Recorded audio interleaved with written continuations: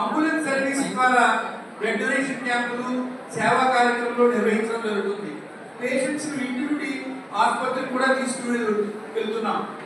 మరణించిన అనాథ పార్థివ శరీరాలకు దహన సంస్కార కార్యక్రమాలు కూడా నిర్వహించడం జరుగుతుంది.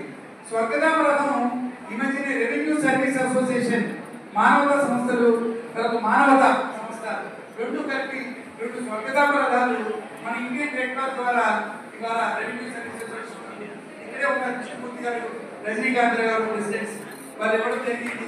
వారి వల్ల కూడా ఇవాళ చాలా మందికి అంతిమయాత్రకి పార్టీ దేహాలను తరలిస్తున్నాం.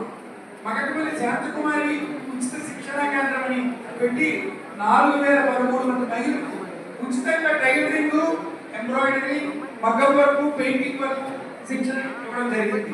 ప్రథమ చికిత్స శిక్షణ 2793 మందికి, 500 మంది డ్రైవర్లకు కూడా ప్రథమ శిక్షణ ఇవ్వడం జరిగింది. జూనియర్ ఈ సంవత్సరం జూనియర్ రెడ్ క్రాస్ అంటే టోటల్ గా మొత్తం 126 స్కూల్స్ లోని 34,829 విద్యార్థులకి ఇవ్వడం జరిగింది. కళాశాలలు 15 కళాశాలలో 5,781 మందికి రాష్ట్ర స్థాయి ఇండిపెండెన్స్ డే పీరియడ్ లో కూడా రెడ్ క్రాస్ వాలంటీర్స్ మన వాళ్ళు పాల్గొనాలని తెలియజేయడం. నేను బ్లడ్ గ్రూపింగ్ 249 చేయించడం జరిగింది. దానివల్ల బ్లడ్ గ్రూపింగ్ సుమారు 56,250 మందికి ఇవాళ లబ్ధి పొందారు.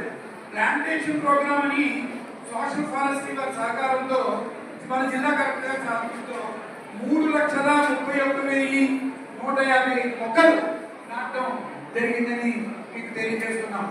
అలాగే ఈ సంవత్సరంలో ఈ మధ్యనే జిల్లా కలెక్టర్ ఆదేశంతో 30,000 మొక్కలు మనకి ఇవ్వడం జరిగింది. అప్పుడే 10,000 మొక్కలు కూడా ప్రతి